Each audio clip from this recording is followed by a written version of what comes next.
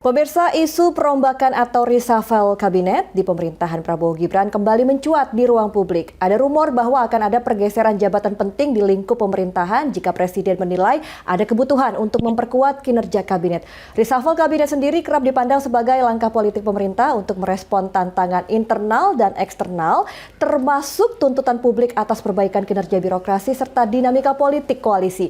Dan untuk membahasnya lebih jauh telah tersambung bersama kami Bapak Frans Immanuel Saragih, pengamat komunikasi politik Swarna Dipa Institute atau SDI. Halo Bang Frans, selamat malam.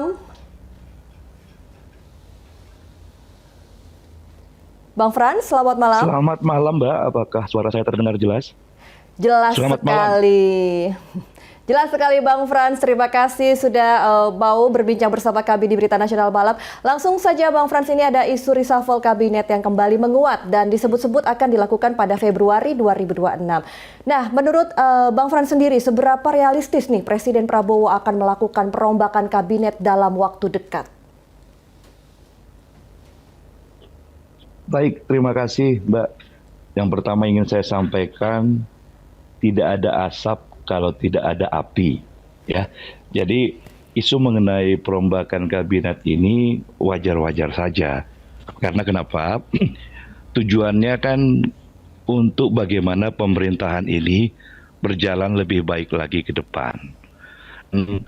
Adapun rumor yang beredar, kita anggap itu sebagai inputan ya. Dalam ilmu komunikasi kan ada pesan yang disampaikan. Anggap saja ini sebagai pesan karena mungkin rakyat menginginkan Pak Prabowo dalam pemerintahannya berjalan lebih baik lagi agar dapat mewujudkan apa yang menjadi asta cita seperti dalam kampanye sebelumnya. Ya, kurang lebih seperti itu pembukaannya, Mbak. Silakan. Oke. Ya, baik Bang Frans, selanjutnya jika dilihat dari meningkatnya sorotan publik ya terhadap kinerja sejumlah menteri dan kepala badan, terus kemudian seberapa penting sebenarnya reshuffle ini dilakukan untuk menjaga kepercayaan publik dan efektivitas pemerintahan?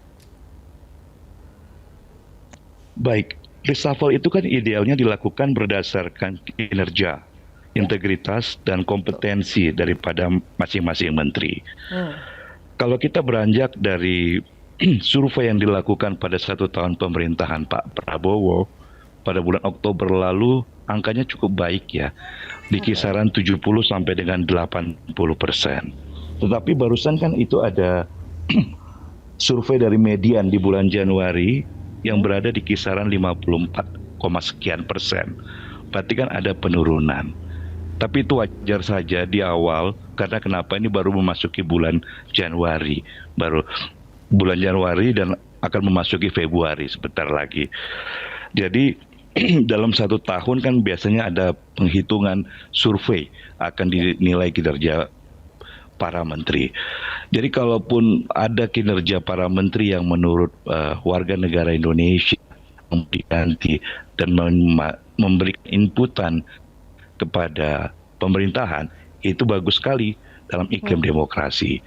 Kita bisa lihat selama 1 tahun 2 bulan pemerintahan Pak Prabowo, itu kan sudah ada beberapa kali pergantian menteri. Dan Pak Prabowo saya melihatnya cukup proporsional dan dalam memilih orang-orang yang tepat di dalam kabinetnya. Bahkan kalau kita beranjak lagi mengenai masalah hukum ya, itu bagaimana Pak Prabowo tidak mencampuri, contohnya Wamen Noel yang ditangkap. Beliau dengan tegas mencopot Noel karena tersangka oleh KPK pada saat itu. Jadi reshuffle yang dilakukan itu tujuannya adalah meningkatkan kinerja daripada kabinet yang ada. Begitu Mbak. Oke, baik. Tadi cukup menarik ya mengenai survei atau riset begitu ya Pak. Baik Bang Frans, jika reshuffle ini benar-benar dilakukan, menurut Bang Frans sendiri apakah langkah tersebut lebih didorong oleh pertimbangan kinerja atau tekanan dinamika politik koalisi, yang mana yang biasanya lebih dominan dari keduanya? Kalau kita melihat dari perjuangan Pak Prabowo, mulai dari mendirikan Partai Gerindra hingga akhirnya menjadi capres dan akhirnya menjadi presiden, saya rasa Pak Prabowo adalah orang yang konsisten. Jadi tidak terpengaruh oleh tekanan kiri dan kanan. Beliau punya jalan sendiri. Seperti dalam bukunya Paradoks Indonesia, kalau kita cermati, itu adalah pemikiran beliau melihat kondisi Indonesia dari dari berbagai sudut yang ada. Jadi kalau kita melihat apakah ada tekanan, saya meyakini Pak Prabowo adalah orang yang teguh dengan pendiriannya. Oke, baik. Nah, spekulasi tentang reshuffle ini kan juga dipicu oleh aktivitas sejumlah tokoh ya yang terlihat mendatangi istana nih, termasuk beberapa hari ini gitu ya, tanpa agenda resmi yang diumumkan dari pihak istana begitu. Nah, dari sudut pandang komunikasi politik, bagaimana fenomena ini sebaiknya dibaca publik gitu ya? Mungkin bertanya-tanya, wah biasanya kalau sudah banyak yang ke istana berarti menteri itu yang akan menggantikan atau menteri itu yang akan terganti. Nah, Bang Frans sendiri bagaimana menurut Bang Frans? Ya, kalau ini berarti kan kita nanti bisa beropini ya. Ya, betul sekali. Jadi begini, kalau kita melihat adanya kunjungan beberapa orang ke istana ataupun ya pihak-pihak tertentu yang datang ke istana, itu wajar-wajar saja. Seperti yang saya sampaikan tadi, bahwa tidak akan ada asap kalau tidak ada api. Betul. Seperti itu. Jadi mungkin rumor ini sudah berkembang sedemikian rupa.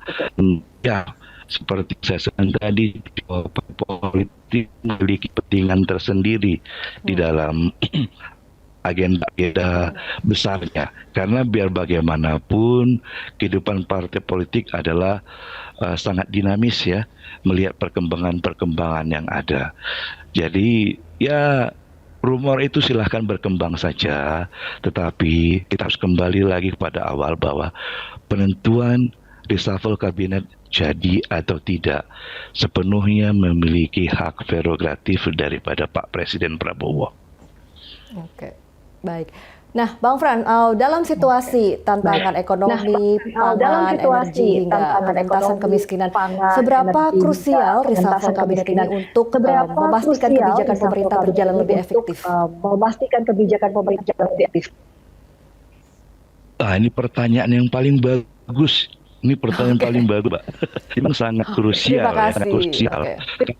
Ya, karena biar bagaimanapun setiap presiden yang dilantik itu akan memperjuangkan apa yang menjadi impian bangsa Indonesia, yaitu menciptakan kesejahteraan bagi seluruh rakyat Indonesia.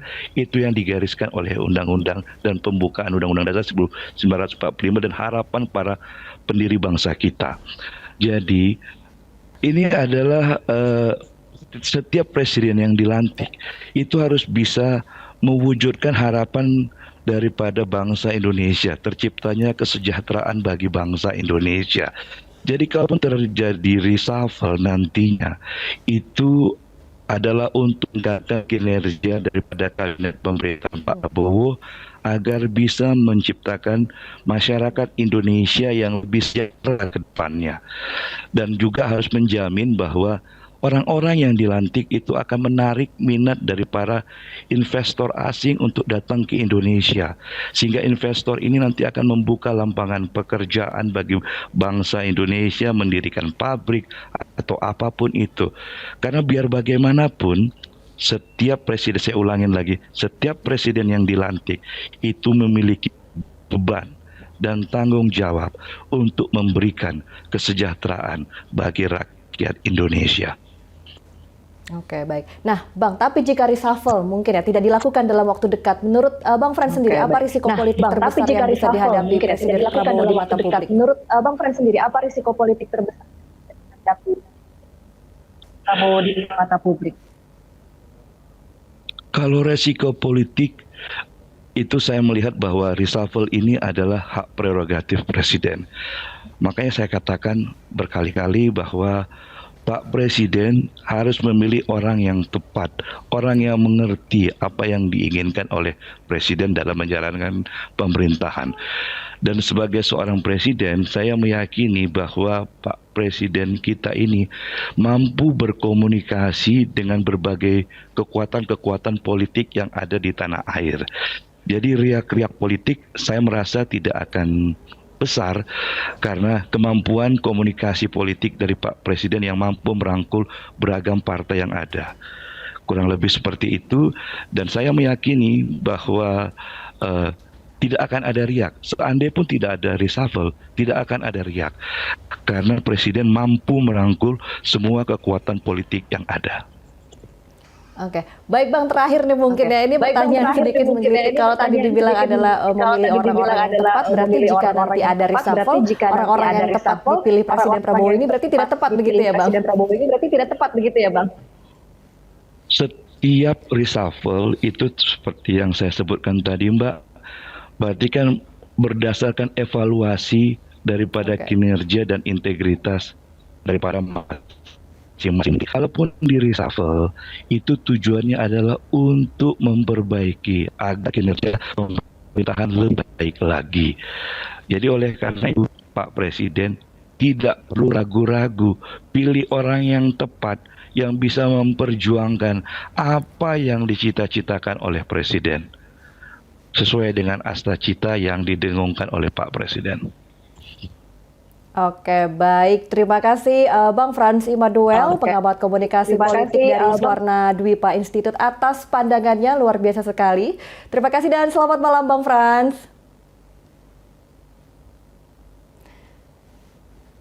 Ya, pemirsa, penggantian menteri memang dinilai menjadi bagian dari dinamika pemerintahan ya, baik sebagai evaluasi kinerja maupun strategi menjaga kepercayaan publik. Keputusan akhir tetap berada di tangan Presiden dengan harapan langkah yang diambil mampu memperkuat efektivitas pemerintahan ke depan. Dan tentunya pemirsa tetaplah bersama kami karena masih ada berita menarik lainnya usai jeda. Berita Nasional Malam segera kembali.